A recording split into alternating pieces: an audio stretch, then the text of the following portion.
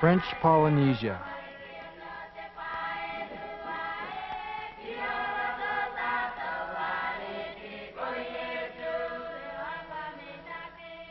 To find perfect waves in virgin, unspoiled tropical lands is a dream come true.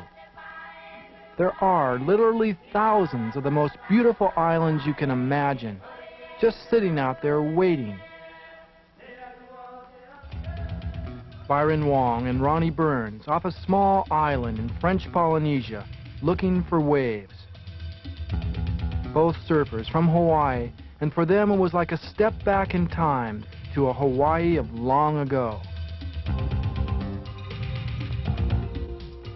Byron at a break that had no name, feeling the exhilaration that comes from discovery.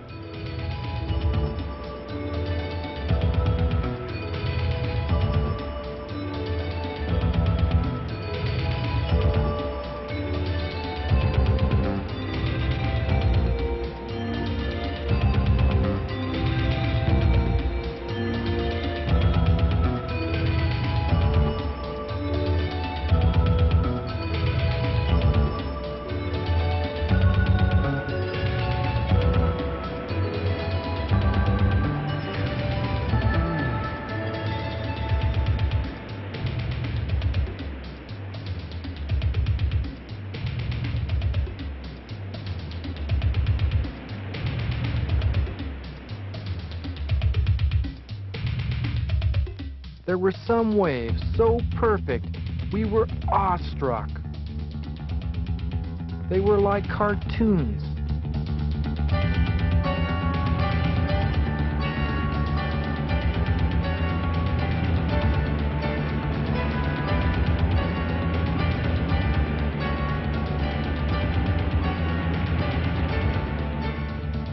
Ronnie knew we were on to something good.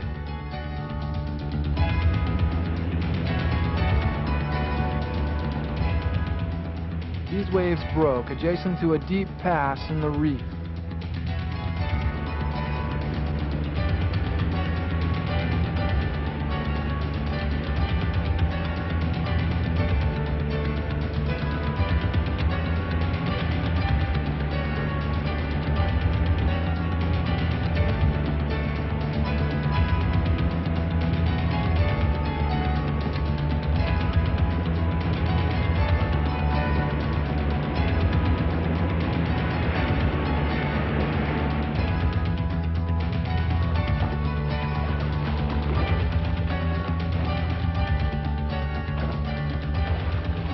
Ronnie getting ready for the 2-mile boat ride back to shore.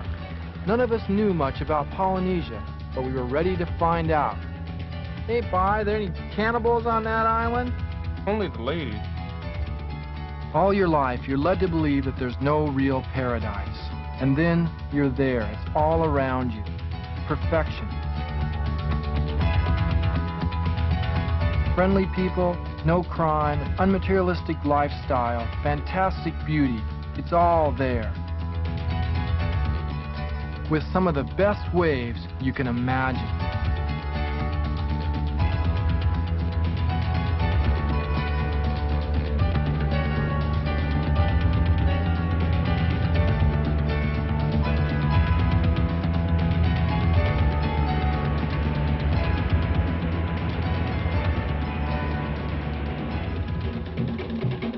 Local people danced and sang every day we were there.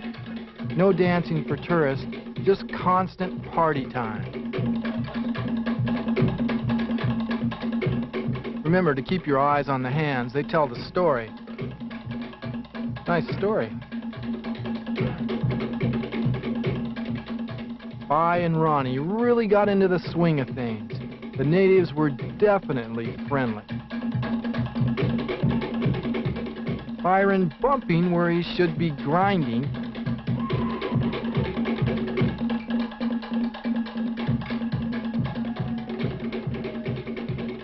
Ronnie getting fancy with 360s.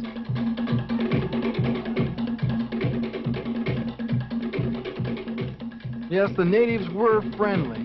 This guy was very friendly. Everyone in Polynesia loves dancing.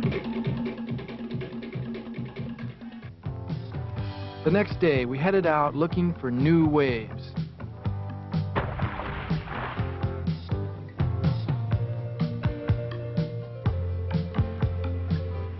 Byron soulfully gliding by, almost hypnotized by the perfection of it all.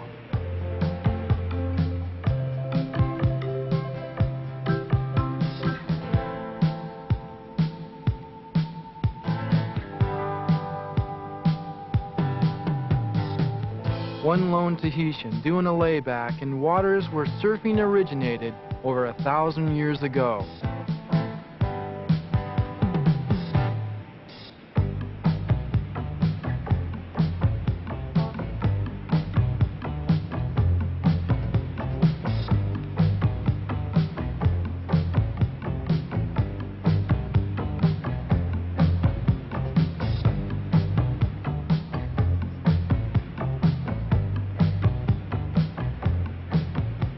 One other surfer, a New Zealander, Paul Shanks, testing the tubular limits.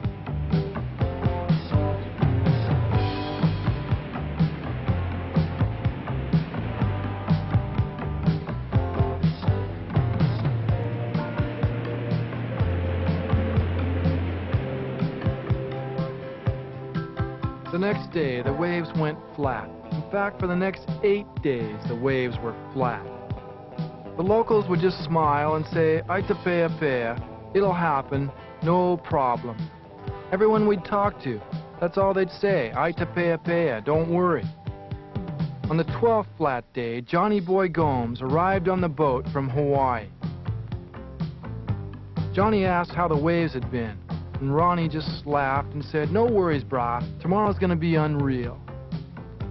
Unfortunately, tomorrow was just another Aita pea pea day. That's the general vibe in Polynesia.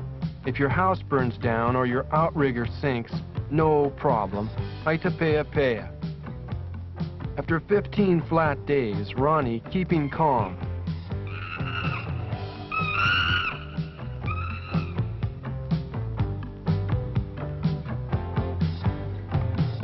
later, as part of a celebration, the kahunas held a firewalking ceremony.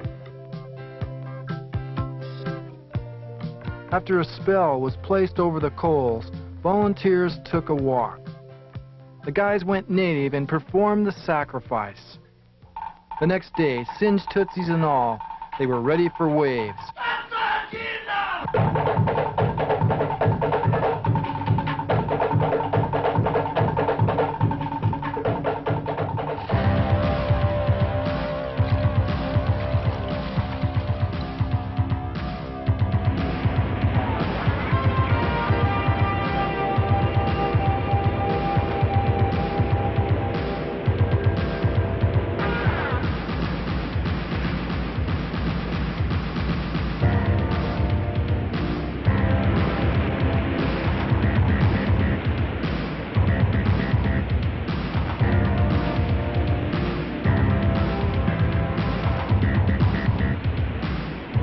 This was the day.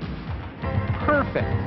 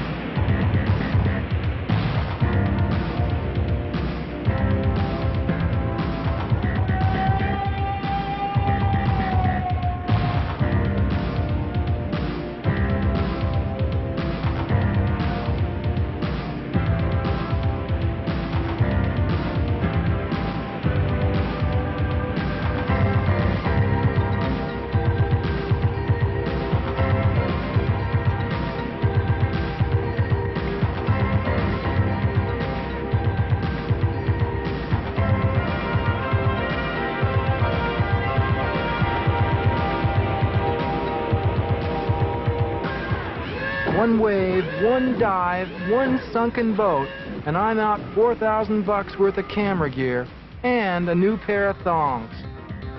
Captain Cato here hung tough. never said a word or changed expression.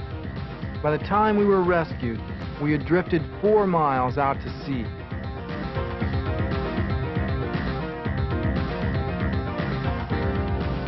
The next day, we were back with a lot less cameras, but the waves were still perfect.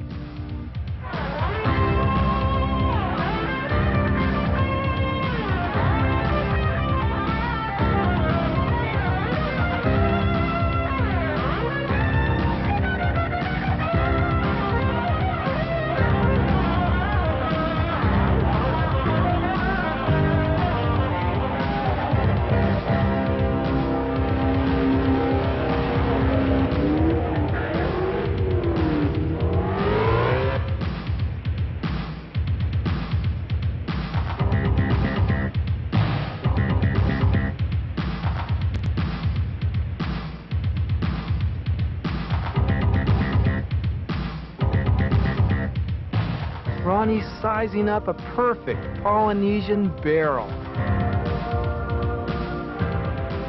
Byron had cut himself up pretty bad on the coral, while Ronnie and Johnny were ecstatic with dream waves all to themselves.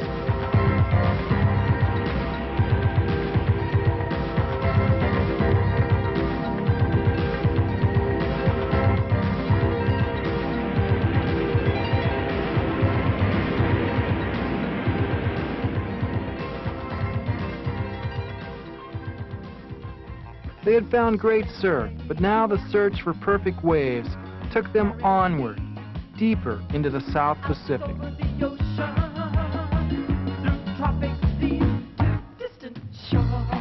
Every place has its drawbacks. In French Polynesia, it's the price tag.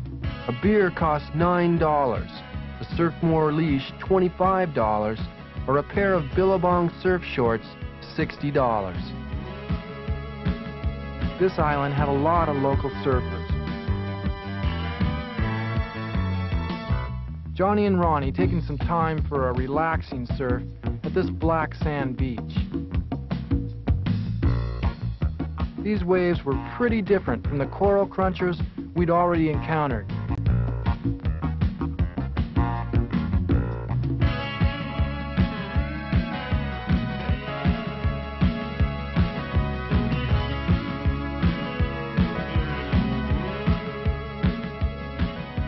Although the water's crystal clear, the black bottom makes it appear shiny and murky.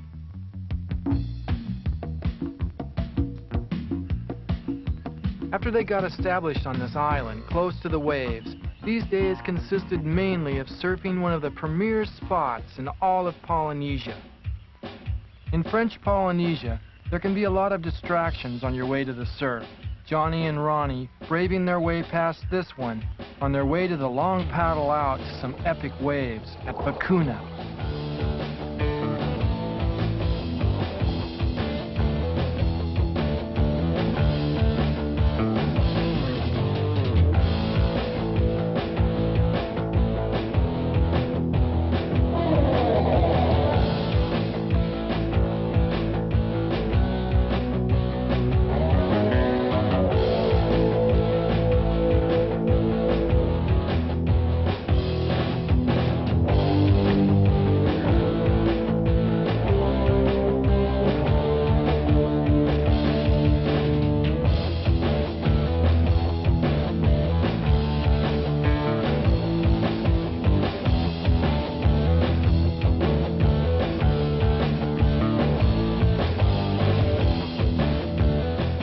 No doubt about it, the trip had been a good call.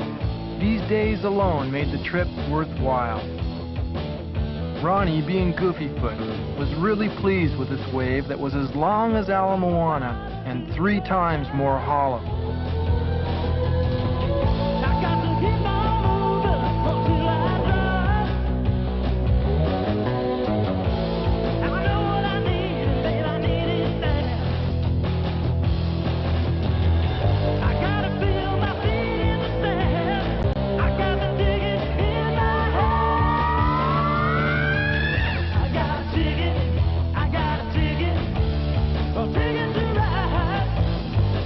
I got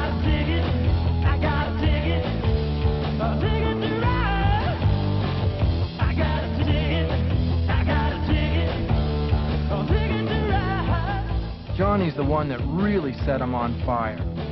His driving, never-say-die approach to backhand surfing really knocked him out.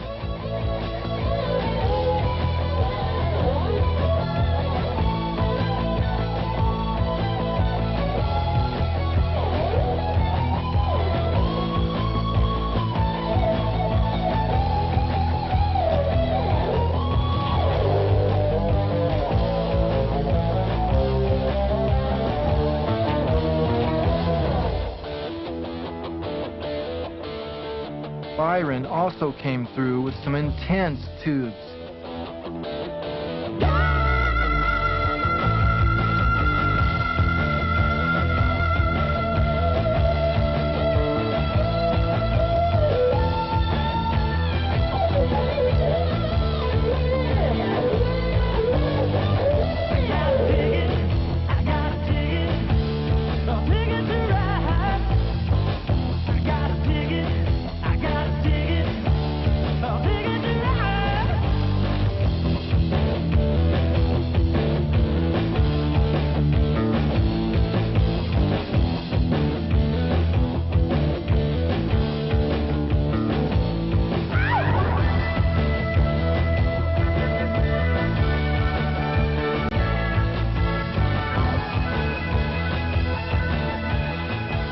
Local surfer Arsen Araujo, one of the very best surfers from Polynesia. On this late afternoon, Johnny, Byron, Ronnie, and Arsen literally tore the waves apart.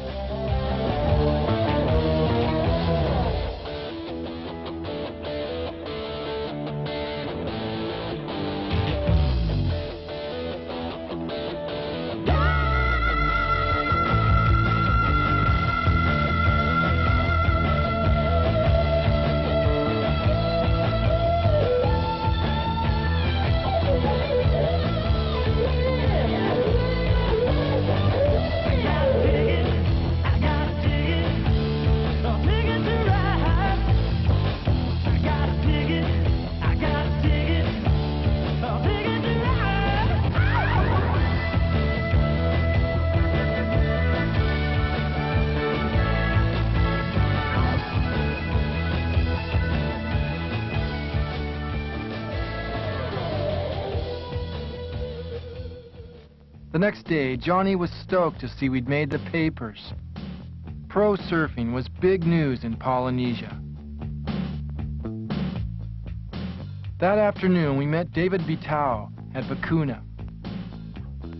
The waves, not as good as the day before, David offered to show us another spot by boat equally as good as Vicuna.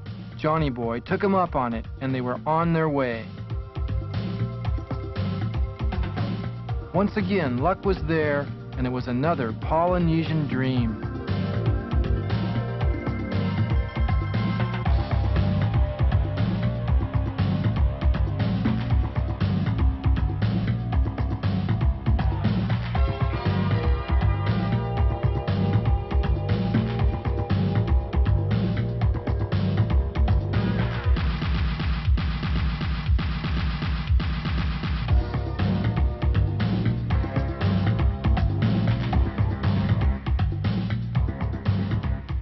To Johnny, the South Pacific was turning out to be a dream come true.